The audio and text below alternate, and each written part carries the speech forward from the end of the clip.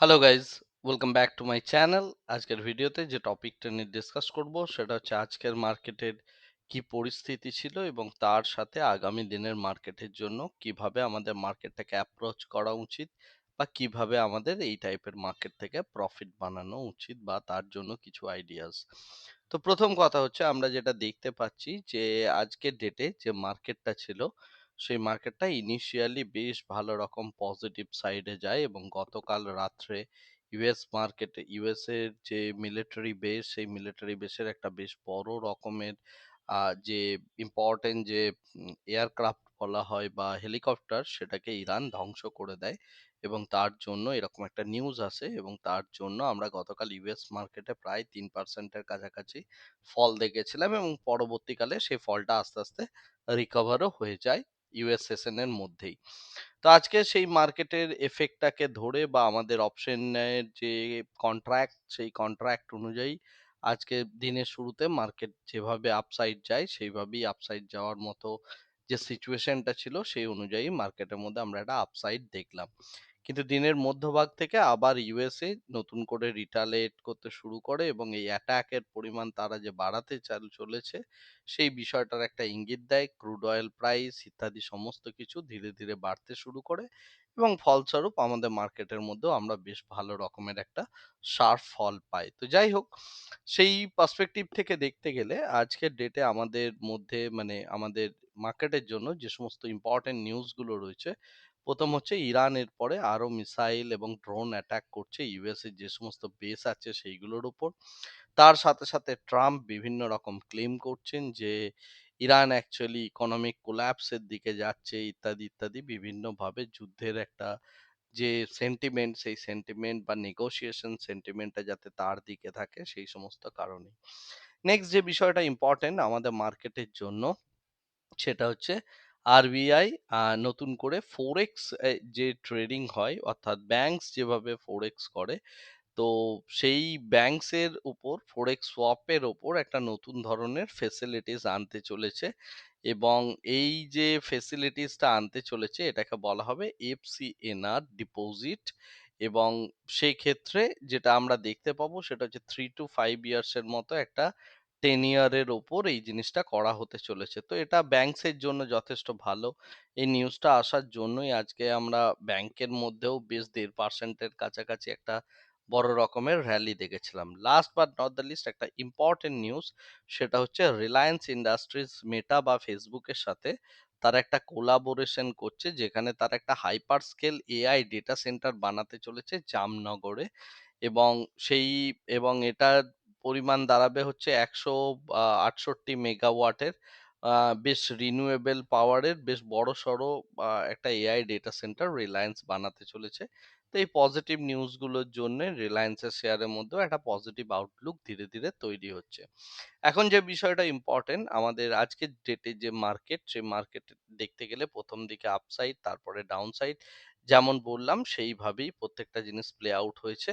কিন্তু mid cap এবং small cap নিফটির মধ্যে বেশ ভালো রকমই একটা ডাউনসাইড আমরা আজকের ডেটে দেখেছি এবং ভিক্সকেও স্লাইডলি বাড়তে দেখলাম।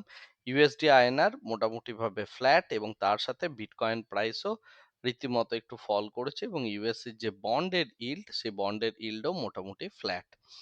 যদি আজকে আমরা ব্রডার মার্কেট পার্সপেক্টিভ থেকে দেখি অ্যাডভান্সে 1,000-এর মতো শেয়ার রয়েছে, ডিক্লাইনিং এ 2,000-এর মতো শেয়ার রয়েছে এবং নিফটি 500-এর যে টপ গেনার্স রয়েছে তার মধ্যে কার্টরেট, Chambal fertiliser, Afcons, Concord bio, ABS, LMC এই সমস্ত শেয়ারগুলো ইম্পর্টেন্ট। আর আজকে সব থেকে বড় যে পতনটা আমরা দেখলাম সেটা অয়েল ইন্ডিয়ার মধ্যে দেখলাম এবং প্রায় 10%-এর কাছাকাছি বড় একটা পতন আমরা অয়েল ইন্ডিয়ার মধ্যে দেখলাম। এছাড়া জেন ইরিগেশন, আইএফএফসি, মনপ্পুরম, জিন্দাল ছ এই সমস্ত শেয়ারগুলোর মধ্যেও আমরা আজকের ডেটে ভালো রকমের ভারী পতন লক্ষ্য করলাম।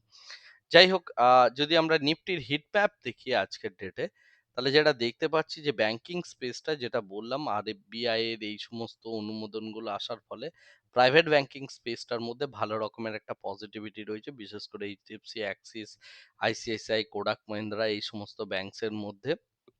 এবং তার সাথে সাথে আমরা যদি দেখি আমি বিগত 2-3 দিন আগেই একটা এফএমসিজি সেক্টরের উপর আমি একটা রিলসও বানিয়েছিলাম এবং বলেওছিলাম এফএমসিজির মধ্যে একটা পজিটিভ আউটলুক তৈরি হচ্ছে।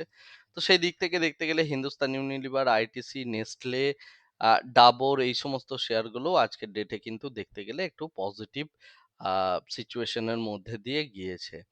রাইট? এছাড়া বাকি যে স্পেসটা রয়েছে সেই স্পেসটার মধ্যে মোটামুটিভাবে দেখতে গেলে একটা মিক্স টাইপ অফ অর্থাৎ একটু ডাউন সাইডই বলা যেতে পারে সেরকম একটা আউটলুক তৈরি হচ্ছে। বিশেষ করে ওএনজিসি, কোল ইন্ডিয়া বা এই টাইপের যে সমস্ত শেয়ারগুলো রয়েছে, হিন্ডালকো, গ্রাসিম, টাটা স্টিল অর্থাৎ মেটাল স্পেসটার মধ্যে এবং তার সাথে অয়েল অ্যান্ড গ্যাস সেগমেন্টটার মধ্যেও ভালো রকমের একটা নেগেটিভিটি তৈরি হতে শুরু করেছে।